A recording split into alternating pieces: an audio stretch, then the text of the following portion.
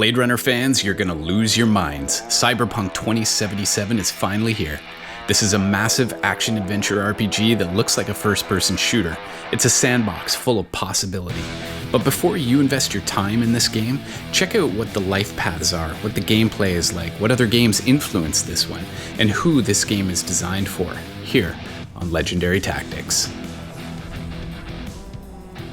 This game just went live, and I have to say, it is quite an experience.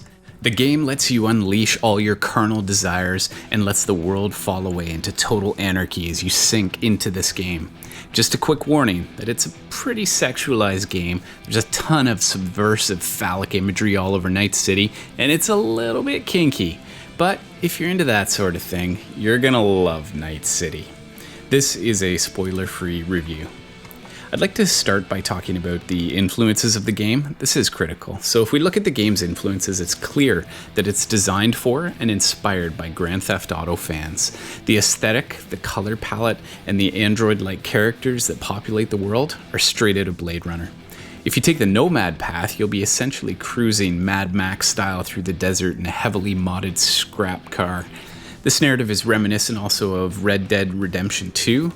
The game gives you a chance to become a John Wick-style vigilante who can waltz into a room, erase everyone in it, and walk out ready to do it all over again.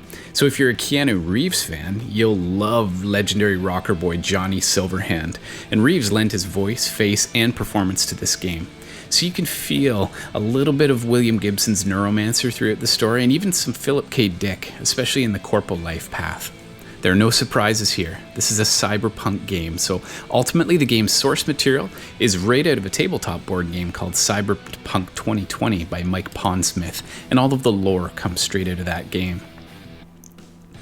The backstory.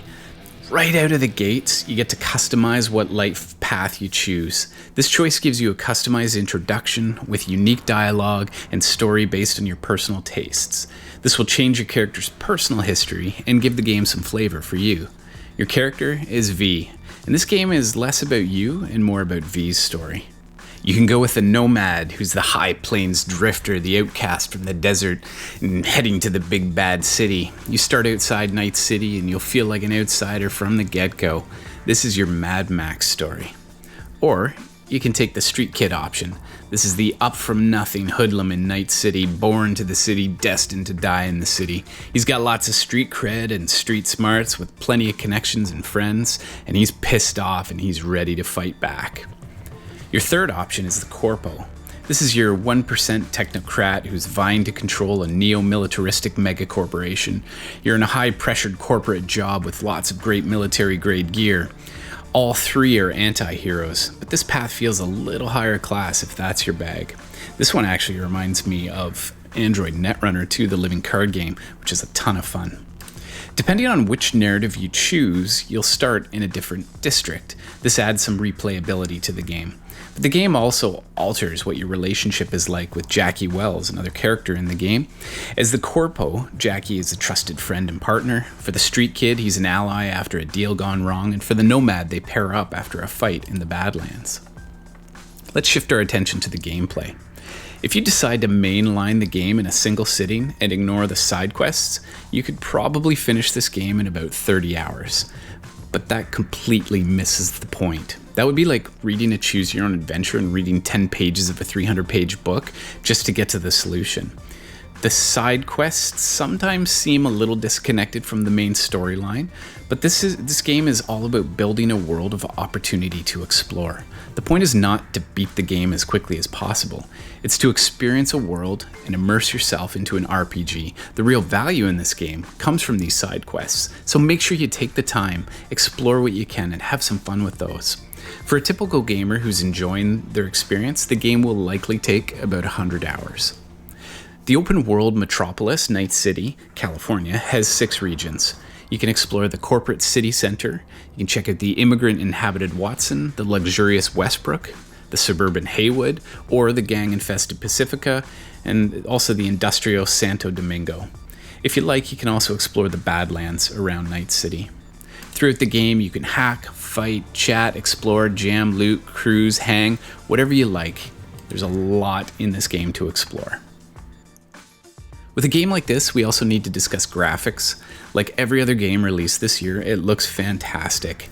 Well, except maybe with the exception of Among Us, that just looked terrible, but people are just loving it. That's besides the point. But in this game, the characters feel like they just walked out of the uncanny valley. But thematically, that works for me in this game. Many of them look like androids, so that's perfectly reasonable. This could potentially be a seizure-inducing game, but if you played GTA, you'll likely be fine. There's tons of flashing lights, liquid color palettes, and vibrant contrasts. Like all new releases, it will be full of bugs, and the game is likely to have a slew of patches for the foreseeable future. But overall, it's pretty close to ready for release, I think. Give it another week and it'll be in really great shape. I don't think the bugs will get too much in the way of this game really going viral. So who is the game for? Well, it's definitely not for kids. The warnings say it all. There's some kinky choices, tons of violence, a gritty world that seems completely lawless. And if you want to feel like a street thug living in anarchy, this game is for you. If you love immersing yourself in future worlds, exploring back alleys, and experiencing some decent dialogue, this game will draw you in. They have really fleshed out a lot of interactions, an interesting storyline, and a satisfying romp through an open sandbox. If you got value out of this review, please be sure to hack the subscribe button, check out some of our other reviews on legendary tactics, and blast that like button if you enjoyed this video. Thanks so much for your time.